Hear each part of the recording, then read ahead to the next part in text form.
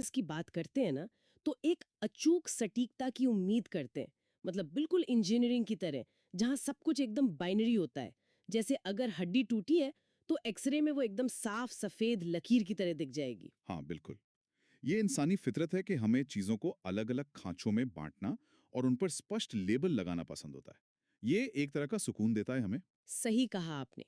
लेकिन जब बात मानव मस्तिष्क और बुद्धिमत्ता की आती है, तो ये सारे एक्सरे और बाइनरी लेबल धरे के धरे रह जाते हैं। बुद्धिमत्ता कोई हड्डी तो है नहीं जिसे एमआरआई स्कैन में देखा जा सके। एकदम सही बात है।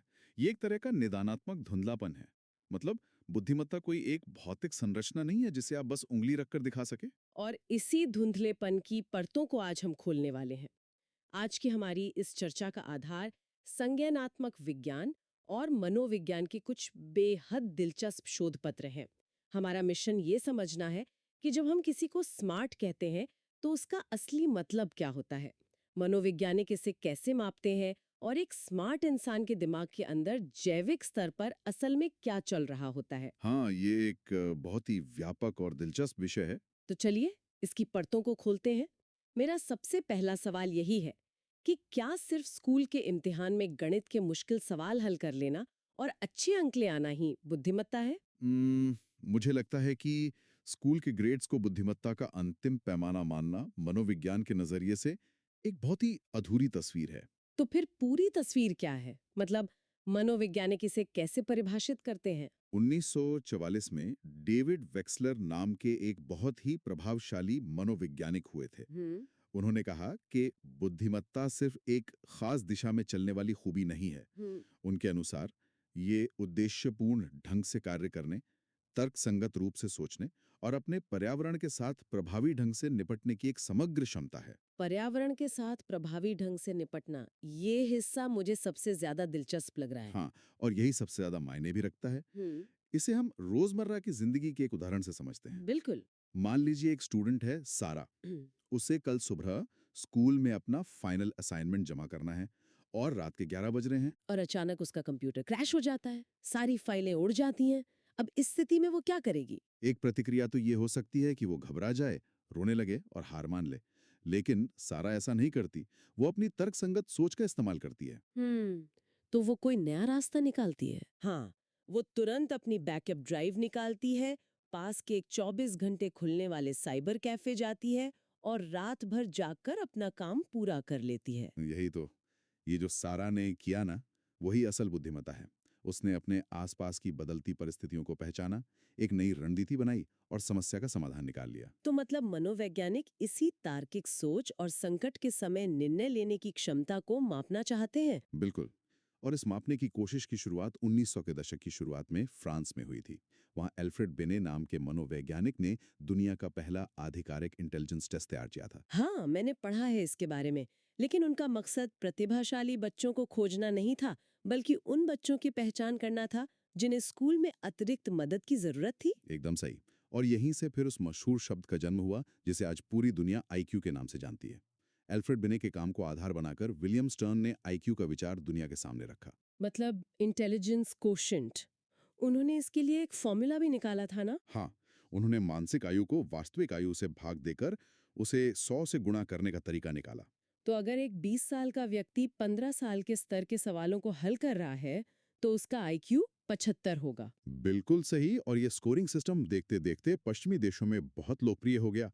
लोगों को लगा कि उन्हें दिमाग को नापने का एक अचूक पैमाना मिल गया है। लेकिन मुझे यहाँ एक बहुत बुनियादी समस्या नजर आ रही है। क्या आईक्यू टेस्ट दिमाग के लिए एक स्पीडोमीटर की तरह काम कर सकता है? आप किस संदर्भ में ये कह रही हैं? मेरा मतलब है, मान लीजिए आपके पास दुनिया की सबसे बेहतरीन स्पोर्ट्स कार है और उसका स्पीडोमीटर बिल्कुल सही काम कर रहा है। लेकिन अगर आप उस कार को ऊबड़-खाबड़ पहाड़ी रास्ते पर उतार दें, तो क्या वो स्पीडोमीटर उसकी असली क्षमता बता पाएगा? अरे वाह! ये तुलना बहुत ही सटीक है। आप सांस्कृतिक पूर्वाग्रहों की बात कर रही हैं, है ना? हाँ। क्या एक कमरे में बैठकर लिया गया लिखित टेस्ट हर संस्कृति और पृष्ठभूमि से आने वाले इंसान के लिए पूरी तरह निष्पक्ष हो सकता है? आपका ये सवाल आईक्यू परीक्षणों की सबसे बड़ी कमजोरी को उजागर करता है। कोई भी टेस्ट पूरी तरह से संस्कृति मुक्त नहीं हो सकता। परीक्षण बनाने वाले अपनी भाषा और अपने सामाजिक संदर्भों का ही इस्तेमाल करते हैं। तो अगर ये पैमाना ही एक हद तक पक्षपाती है, तो फिर किसी की पूरी संज्ञानात्मक क्षमता को सिर्फ एक स्कोर में समेट देना कितना सही है? ये बिल्कुल सही नहीं है, और मनोविज्ञान का इतिहास गवाह है कि इसी बेचैनी ने बुद्धिमत्ता के अलग-अलग सिद्धांतों को जन्म दिया। 1927 में चार्ल्स स्पीयरमैन ने टू फैक्टर थ्योरी पेश की थी। हाँ, स्पीयरमैन का मानना था कि हर इंसान में एक जी फैक्टर होता है, यानी जनरल इंटेलिजेंस, और कुछ विशिष्ट क्षमताएं भी होती हैं, जिन्हें उन्होंने एस फैक्टर कहा था। बिल्कुल। उनका दावा था कि अगर कोई व्यक्ति गणित में अच्छा है, तो वो भाषा में भी अच्छा होगा, क्योंकि उसकी सामान्य बुद्धिमत्ता का स्तर ऊंचा है। लेकिन सिर्फ एक जी फैक्टर या सामान्य स्कोर पे जोर देने से तो इंसान की असली खूबियां छिप जाती हैं। मान लीजिए एना और पीटर दो लोग हैं। और दोनों का जी फैक्टर बिल्कुल बराबर है। हाँ, अब बाहर से देखने पर लगेगा कि दोनों का दिमाग एक ही तरह से काम करता है, लेकिन जब गहराई में जाते हैं तो पता चलता है कि एना ने गणित के सवाल चुटकियों में हल कर दिए, लेकिन शब्दों के तर्क में वो लड़खड़ा गई। और दूसरी तरफ पीटर शब्दों के तर्क में अव्वल रहा, लेकिन गणित में फेल होने की कगार पर था। एकदम सही। दोनों की विशिष्ट क्षमताएं बिल्कुल अलग हैं। स्पीयरमैन के मॉडल की इसी कमी को लुईस थर्स्टन ने पकड़ा था। उन्होंने इस बात को सिरे से खारिज कर दिया कि बुद्धिमत्ता सिर्फ एक सामान्य क्षमता है। तो उन्होंने क्या विकल्प दिया? उन्होंने मल्टीपल फैक्टर थ्योरी दी और बताया कि इंसानी दिमाग में 7 अलग-अलग विशिष्ट मानसिक क्षमताएं होती हैं, जैसे शब्द प्रवाह, स्थानिक दृश्य या आगमनात्मक तर्क। और यहीं से बुद्धिमत्ता की परिभाषा और ज्यादा विस्तृत होने लगी। 1940 के दशक में कैटल और हॉर्न ने आकर इस पूरी बहस को एक नया ही आयाम दे दिया। हाँ, उन्होंने इंसान की बौद्धिक क्षमता को दो स्पष्ट श्रेणियों में बांट दिया: क्रिस्टलाइज इंटेलिजेंस और फ्लूइड इंटेलिजेंस। ये वर्गीकरण आज भी बहुत प्रासंगिक है। क्रिस्टलाइज्ड इंटेलिजेंस तो वो सब कुछ है जो हम अपनी जिंदगी के अनुभवों, पढ़ाई और अभ्यास से जमा करते हैं। बिल्कुल। जैसे कियारा नाम की एक लड़की अलजेब्रा का सवाल हल कर रही है। वो कोई नया आविष्कार नहीं कर रही है, बल्कि पिछले साल सीखी गई एक थ्योरम को अपनी मेमोरी से निकालकर इस्तेमाल कर रही है। अगर ये किसी पुरानी सेव की गई फाइल को खोलने जैसा है, तो फिर फ्लूइड इंटेलिजेंस क्या है? ये बिल्कुल खाली स्क्रीन पर बिना किसी पुराने मैनुअल के एक नया सॉफ्टवेयर कोड लिखने जैसा है। जब इंसान किसी ऐसी नई मुसीबत में फंसता है जिसका उसने पहले कभी सामना नहीं किया हो, तब फ्लूइड इंटेलिजेंस काम आती है। हाँ, राइट ब्रदर्स का हवाई जहाज बनाना इसका सबसे बेहतरीन उदाहरण है। जब वे हवा में उड़ने की कोशिश कर रहे थे, तो उनके पास पहले से मौजूद कोई फॉर्मूला नहीं था। एकदम सही। उन्हें नई परिस्थिति में बिना किसी पूर्व अनुभव के रचनात्मक तर्क का इस्तेमाल करना पड़ा। यहाँ सबसे दिलचस्प बात यह है कि जैसे जैसे हमारी उम्र बढ़ती है, क्रिस्टलाइज्ड इंटेलिजेंस तो बढ़ती है, लेकिन हमारी फ्लूइड बुद्धिमत्ता अक्सर धीमी पड़ने लगती है। हाँ, ये एक प्राकृतिक प्रक्रिया है। और इसी सोच को आगे बढ़ाते हुए रॉबर्ट स्टर्नबर्ग ने अपना त्रिकोणीय सिद्धांत सामने रखा था। स्टर्नबर्ग ने ही कहा था ना कि लैब में बैठकर टेस्ट देना और असल जिंदगी की उलझनों को सुलझाना दोनों बिल्कुल अलग तरह की बुद्धिमत्ता की मांग करते हैं। बिल्कुल। उन्होंने इसे एनालिटिकल, प्रैक्टिकल और क्रिएटिव बुद्धिमत्ता में बांट दिया। इसे हम मारिया के उदाहरण से बहुत अच्छी तरह समझ सकते हैं। मारिया को ऑफिस का एक बड़ा प्रोजेक्ट संभालना है और साथ ही परिवार के लिए भी वक्त निकालना है। तो इस अस्त व्यस्त स्थिति में वो सबसे पहले अपने दिमाग के मेटा कंपोनेंट्स का इस्तेमाल करती है। ये एक तरह का कंट्रोल रूम है। वो योजना बनाती है। फिर योजना को लागू करने के लिए वो एक मानसिक टू डू लिस्ट बनाती है। पहले क्लाइंट को ईमेल, फिर मीटिंग और शाम को डिनर। और बाद में वो अपने नॉलेज एक्विजिशन या पूर्वानुमान से सीखकर भविष्य के लिए और भी बेहतर योजना बनाती है। इसके अलावा जॉन कैरोल का 3 स्ट्रैटम मॉडल भी है, जिसमें 70 संकीर्ण क्षमताएं हैं, और गार्डनर की 8 विशिष्ट बुद्धिमत्ताओं का सिद्धांत भी है। हाँ, गार्डनर के अनुसार तो एक संगीतकार की अपनी अलग बुद्धिमत्ता होती है और एक एथलीट की अपनी। बुद्धिमत्ता क्षमताओं का एक बहुत बड़ा स्पेक्ट्रम है। हमने मनोविज्ञान और सिद्धांतों की तो बहुत बात कर ली, लेकिन मुझे थोड़ा भौतिक स्तर पर समझना है। क्या एक स्मार्ट इंसान का दिमाग अंदर से दिखने में अलग होता है? क्या ये सिर्फ जीन्स का खेल है? पुराने समय में लोग मानते थे कि बड़े सिर का मतलब ज्यादा बुद्धिमत्ता है, लेकिन आधुनिक विज्ञान ने इस मिथक को पूरी तरह से तोड़ दिया है। तो अगर सिर का साइज मायने नहीं रखता, तो फिर दिमाग के अंदर ऐसा क्या है जो एक इंसान को जटिल समीकरण हल करने देता है और दूसरे को नहीं? असली खेल मस्तिष्क के अंदर न्यूरॉन्स के नेटवर्क और उनके संचार की गति का है। इसमें माइलिनेशन की प्रक्रिया बहुत अहम रोल निभाती है। माइलिनेशन? क्या ये नसों के चारों ओर बनने वाली वो परत है जो सिग्नल्स को लीक होने से रोकती है? एकदम सही कहा आपने। जिन लोगों के दिमाग में माइलिनेशन तेज होता है, वे सूचनाओं को पलक झपकते ही बहुत तेजी से प्रोसेस कर पाते हैं।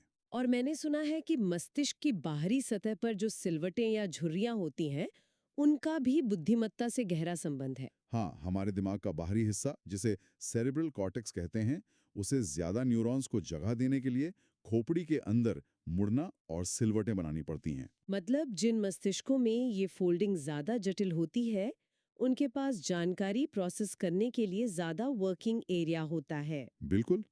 और ऊर्जा की खपत को लेकर भी एक बहुत ही दिलचस्प बात सामने आती है। तेज दिमाग वाले लोग किसी दिमागी काम को करते वक्त कम ऊर्जा खर्च करते हैं। सच में मुझे तो लगता था कि जो दिमाग ज्यादा सोच रहा है, वो ज्यादा ऊर्जा खींचता होगा। नहीं, इसे कॉग्निटिव एफिशिएंसी कहा जाता है। उदाहरण के लिए, एक शतरंज का ग्रैंड मास्टर चालें सोचते वक्त अपने दिमाग में बहुत कम ग्लूकोज जलाता है, जबकि एक नौसिखिया बहुत ज्यादा। अरे वाह! स्मार्ट दिमाग असल में ऊर्जा बचाने वाला दिमाग होता है। लेकिन हम पर्यावरण के उस भारी प्रभाव को कैसे नजरअंदाज कर सकते हैं? समय के साथ इंसान का आईक्यू बढ़ रहा है ना? हाँ, इसे फ्लिन इफेक्ट कहा जाता है। तो क्या इसका मतलब ये है कि मेरे परदादा मुझसे जैविक रूप से कम बुद्धिमान थे? ये सवाल अक्सर पूछा जाता है, लेकिन नहीं, आपके परदादा जेनेटिक स्तर पर आपसे कमतर नहीं थे। इंसान के जीन्स इतने कम समय में इतना बड़ा बदलाव नहीं ला सकते। मतलब ये कि हमने अपने आसपास की दुनिया को इतना बदल दिया है कि हमारे दिमाग को उस हिसाब से खुद को अपग्रेड करना पड़ा है। बिल्कुल। फ्लिन इफेक्ट पूरी तरह से हमारे पर्यावरण में हुए बदलावों का नतीजा है। बेहतर पोषण, शिक्षा और तकनीकी विकास ने हमारे दिमाग को जटिल समस्याओं को सुलझाने के लिए प्रेरित किया है। ये बात उस शोध से भी मेल खाती है जो बताता है कि साझा पर्यावरण में पलने वाले बच्चों का आईक्यू अक्सर बेहतर होता है। सही बात है। बुद्धिमत्ता सिर्फ जन्मजात नहीं है। ये एक ऐसा पौधा है जिसे बेहतर पर्यावरण से सींचा जा सकता है। जीन सिर्फ एक नींव तैयार करते हैं। तो अगर हम इस पूरी तस्वीर को देखें, तो बुद्धिमत्ता सिर्फ एक आईक्यू स्कोर या स्कूल की ग्रेड नहीं है। बिल्कुल नहीं। ये स्पीयरमैन के जी फैक्टर से लेकर फ्लूइड सोचने की क्षमता और हमारे न्यूरॉन्स की गति तक फैली एक जटिल और खूबसूरत प्रणाली है। बुद्धिमत्ता का असली अर्थ ही यही है, सीखना, अपनाना और समस्याओं का समाधान खोजना। फिर चाहे वो मारिया की टू डू लिस्ट हो या राइट ब्रदर्स का आविष्कार। आपने बिल्कुल सही तरीके से इसे समेटा है। लेकिन इस चर्चा के अंत में श्रोताओं के लिए मेरे पास एक बहुत ही उत्तेजक विचार है। फ्लिन इफेक्ट बताता है कि तकनीक और सुविधाओं ने हमारे आईक्यू को बढ़ाया है। हाँ, क्योंकि पर्यावरण की जटिलता ने हमारे दिमाग को विकसित होने पर मजबूर किया। पर आज जब आर्टिफिशियल इंटेलिजेंस हमारे लिए इतने सारे तार्किक और रोजमर्रा के काम कर रहा है, तो भविष्य में क्या होगा जब मशीनें हमारे लिए योजनाएं बनाने लगेंगी? तो क्या हमारी अपनी फ्लूइड इंटेलिजेंस कम होने लगेगी? ये संज्ञानात्मक विज्ञान के लिए एक बहुत ही डरावना परिदृश्य हो सकता है। बिल्कुल। क्या हम कैलकुलेटर आने के बाद पहाड़े भूल जाने की तरह अपनी सोचने की क्षमता खो देंगे? या फिर ये तकनीक हमें मानवीय रचनात्मकता के किसी बिल्कुल नए स्तर पर पहुंचा देगी? श्रोताओं को इस पर जरूर विचार करना चाहिए। आज की चर्चा यहीं समाप्त करते हैं।